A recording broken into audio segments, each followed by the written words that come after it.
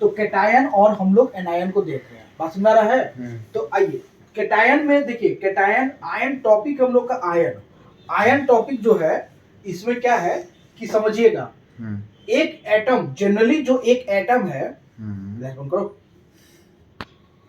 Generally जो एक atom है, देखिए हम लोग समझ रहे हैं कैटायन और एनायन को, यानी कि आयंस। देखिए आयंस कब आता है, when an ion is form. तो हमने बताया कि जब कोई भी एटम, मान लीजिए जब कोई भी एटम इलेक्ट्रॉन को लॉस करेगा या गेन करेगा, तो द लॉस ऑफ इलेक्ट्रॉन और the gain of electron makes an ion. बस ना रहा ना।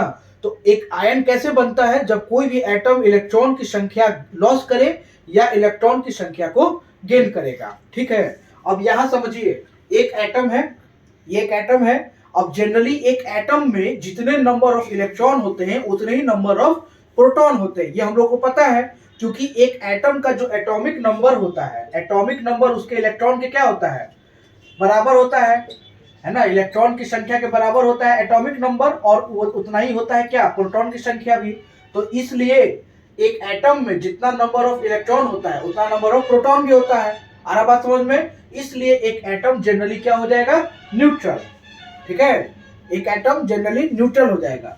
लेकिन अगर कोई एटम, मान लीजिए अगर कोई एटम अगर इलेक्ट्रॉन को लॉस कर रहा है, अगर कोई एटम इलेक्ट्रॉन को लॉस कर रहा है, तो इसका मतलब कि उसके ऊपर एक पॉजिटिव चार्ज आएगा, कैटायन।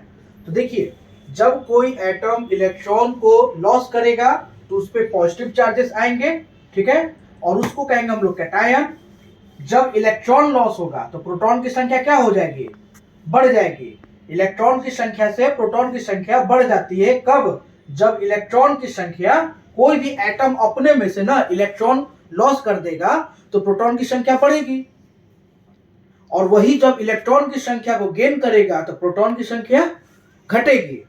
बात समझ रहा है कि नहीं। तो आयन हमेशा कभी भी इक्वल इलेक्ट्रॉन और प्रोटॉन को नहीं रखता है। एक एटम इलेक्ट्रॉन और प्रोटॉन की संख्या बराबर रखता है, लेकिन आयंस में कभी भी इलेक्ट्रॉन और प्रोटॉन की संख्या बराबर नहीं होती है। क्यों, क्योंकि देखिए पॉजिटिव चार्जेस कब आते हैं, जब इलेक्ट्रॉन की संख्या लॉस हो रही हो, यानी कैटायन। जब इलेक्ट्रॉन की संख्या कोई भी एटम लॉस करेगा तो कैटायन आएगा, और कैटायन के परिस्थिति में प्रोटॉन की संख्या इलेक्ट्रॉन की संख्या से कम बढ़ जाती है। ठीक है, वही जब कोई एटम इलेक्ट्रॉन की संख्या को गेन करता है, यानी कहीं से लेगा, माने कोई एटम है, अब जैसे सोडियम ले लीजिए, सोडियम क्या करता है, एक इलेक्ट्रॉन गेन करेगा, गेन कर रहा है, नहीं लॉस कर रहा है। ये हम लोग गेन वाला देखते हैं। गेन वाले में आइए ऑक्सीजन को देखते हैं हम लोग। ऑक्सीजन में 2 इलेक्ट्रॉन क्या हो रहे हैं, गेन हो रहे हैं।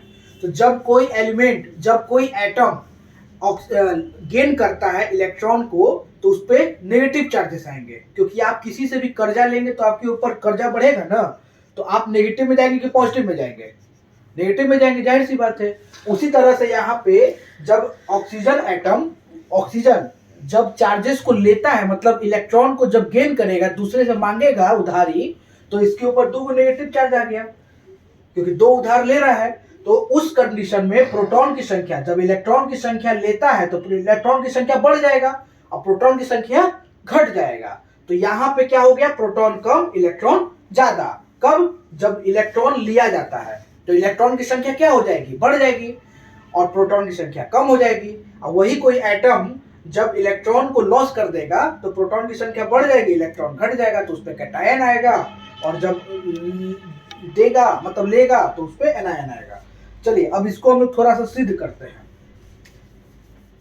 देखिए कैसे इसको हम लोग सिद्ध करते हैं। जैसे मान लीजिए कि एक ऑक्सीजन ही है, ऑक्सीजन का एटॉमिक नंबर कितना है, 8। तो 8 एटॉमिक नंबर, ऑक्सीजन का अगर एटॉमिक नंबर 8 है, बात समझ रहा है, तो इसका मतलब कि 8 जो है वो इलेक्ट्रॉन की संख्या भी है और प्रोटॉन की संख्या भी 8 ही रहेगा, रहेगा कि नहीं रहेगा।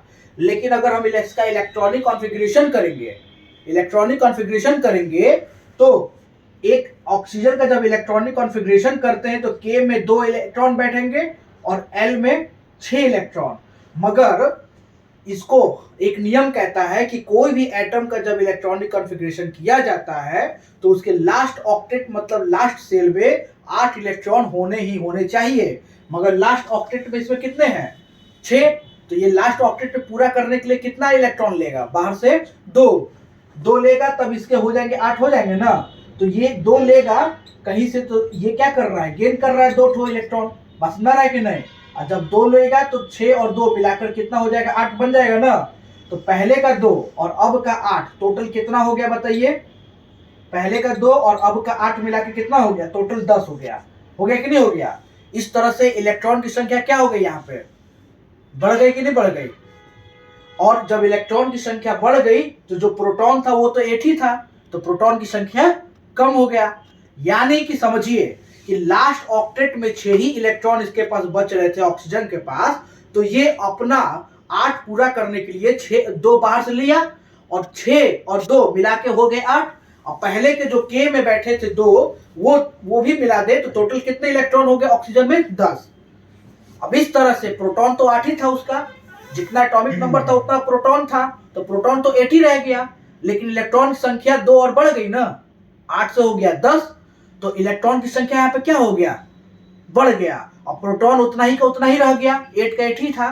तो इस तरह से देखिए इसने लिया है 2 इलेक्ट्रॉन, मतलब गेन किया, तो गेन किया तो इलेक्ट्रॉन की संख्या बढ़ गया 2 ठो, तो ये हो गया 10, टोटल कितना हो गया 10। और 10 के परिस्थिति में इलेक्ट्रॉन की संख्या बढ़ गई, प्रोटॉन की संख्या कम हो गई, तो ऐसे में इसके ऊपर नेगेटिव चार्जेस आएंगे कि नहीं आएंगे। तो ये कंडीशन ध्यान देना है कि जब कोई भी एटम के ऊपर कैटायन आता है मतलब पॉजिटिव चार्ज, तो उसमें इलेक्ट्रॉन की संख्या घट जाती है और प्रोटॉन की संख्या बढ़ जाती है, क्योंकि वहां पे इलेक्ट्रॉन लॉस हो जाता है। और जब कोई भी एटम इलेक्ट्रॉन कहीं से लेता है तो प्रोटॉन तो उतना ही का उतना ही है, बस प्रोटॉन हमेशा कांस्टेंट रहता है, इलेक्ट्रॉन खाली घटता और बढ़ता रहता है, बस ना रह के नहीं, इलेक्ट्रॉन ही खाली घटता और बढ़ता रहता है, प्रोटॉन हमेशा अपनी जगह पे स्थिर रहता है, क्योंकि प्रोटॉन की संख्या मतलब उस एटम के एटॉमिक नंबर, बस ना रह के नहीं। तो हमेशा गेन ऑफ इलेक्ट्रॉन और लॉस ऑफ इलेक्ट्रॉन होता है, कभी लॉस ऑफ प्रोटॉन और गेन ऑफ प्रोटॉन नहीं होता है, ठीक है ना। अब जैसे एक और एग्जांपल हम लोग समझते हैं यहाँ पे,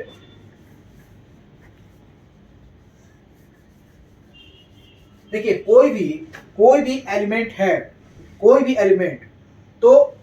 एलिमेंट है, सोडियम का एटॉमिक नंबर कितना होता है 11 होता है ना, सोडियम का एटॉमिक नंबर 11 होता है। अब आइए देखते हैं कि सोडियम पे कौन सा आयन आ रहा है, ठीक है। तो चलिए सोडियम का देखिए एटॉमिक नंबर 11 है। अब जितना एटॉमिक नंबर उतना ही प्रोटॉन की संख्या और उतना ही इलेक्ट्रॉन की संख्या होती है, तो नियम आपको पता ही है। तो देखिए एक सोडियम का अगर एटम की बात करें तो सोडियम के एटम में 11 इलेक्ट्रॉन भी होंगे और 11 प्रोटॉन भी होंगे, बात समझ आ रहा है। लेकिन अगर हम इसका इलेक्ट्रॉनिक कॉन्फ़िगरेशन करेंगे तब पहले के सेल में, देखिए के सेल में 2 इलेक्ट्रॉन भर गए, क्योंकि पहला सेल में हमेशा 2 होने चाहिए, 2 अगर 11 में से घटा दीजिए तो दूसरे सेल में कितने आएंगे, एल में कितने आएंगे 9 आएंगे ना। अब देखिए नियम कहता है कि लास्ट सेल में हमेशा 8 होना चाहिए, बात समझ आ रहा है। तो दूसरे सेल में आपको 9 नहीं रखना है, दूसरे सेल में आपके 8 रखना है, बच गया एक बच गया, तो एक कहाँ आएगा आपका एम में आएगा, एक कहाँ जाएगा एम में। तो हमेशा याद रख लीजिए कि जब आपके पास 4 से ज्यादा है और 2 3 लेने की आवश्यकता है आपको 8 बनाने के लिए, तो आप ले लीजिए, 4 से ज्यादा आपके पास है और 1 2 3 तक लेने की जरूरत है तो आप ले लीजिए। लेकिन अगर 4 से कम है और आपको 6 7 लेने की आवश्यकता है तो आप लीजिए मत, बल्कि जो कम है आपके पास एक के 2 जो है वो आपको क्या करना है, दूसरों को दे देना है, बस समझ रहा है कि नहीं। तो आपके पास अगर 4 से कम है तो आप क्या करिए, दे दीजिए, क्योंकि आपको अगर 8 बनाना होगा तो 7 लेने की जरूरत पड़ेगा ना। नियम क्या कहता है कि 4 से ज्यादा है तब लीजिए, एक दो की कमी पड़ रही तब लीजिए।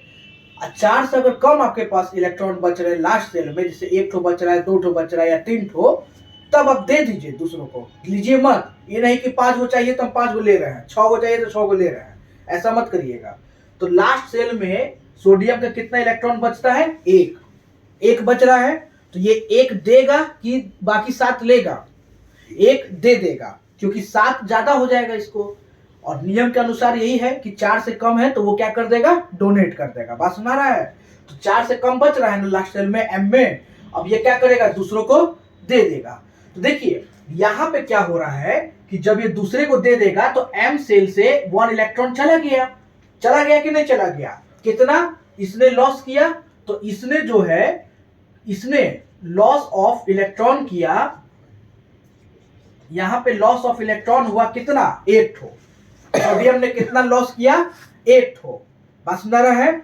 अब चूंकि इसने 1 ठो इलेक्ट्रॉन लॉस कर दिया तो इसके ऊपर कौन सा चार्ज आएगा? पॉजिटिव का, और यानी कैटायन का।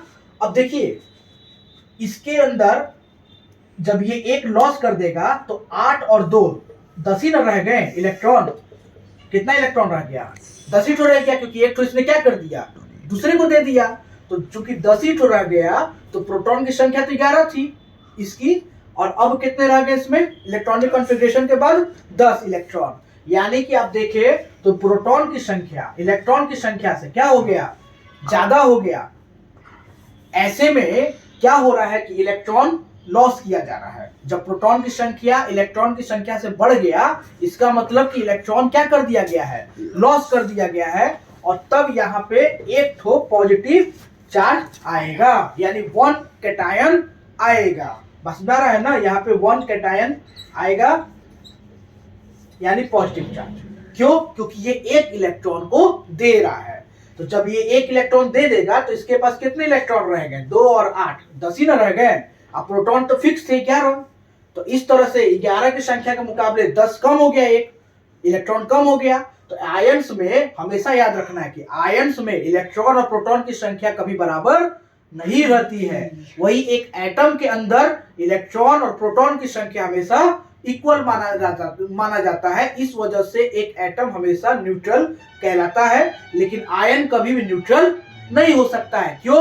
क्योंकि आयन पॉजिटिव या निगेटिव यही हो सकता है। क्यों? क्योंकि उसमें या तो इलेक्ट्रॉन ज्यादा रहेगा या तो इलेक्ट्रॉन कम होगा, मतलब या तो लॉस होगा या तो गेन होगा। और ऐसे में जब लॉस होगा तो प्रोटॉन की संख्या बढ़ेगी तो उस पर पॉजिटिव चार्ज आएंगे, और जब गेन होगा तो प्रोटॉन की संख्या कम होगी और तब उस पर नेगेटिव चार्जेस आएंगे। क्योंकि गेन करते समय इलेक्ट्रॉन लिया जा रहा है। आप कर्जा लेंगे तो नेगेटिव में जाएंगे ना, और कर्जा देंगे तो पॉजिटिव में रहेंगे, जब मांगे तब मिल जाएगा आपको। क्लोज करिए। क्लियर हुआ? तुमको भी क्लियर हुआ ना? कोई डाउट इसमें? ठीक है, ये टॉपिक आता है लॉस ऑफ इलेक्ट्रॉन वाला और गेन वाला। एनी डाउट इसमें? मैंने डाउट इसमें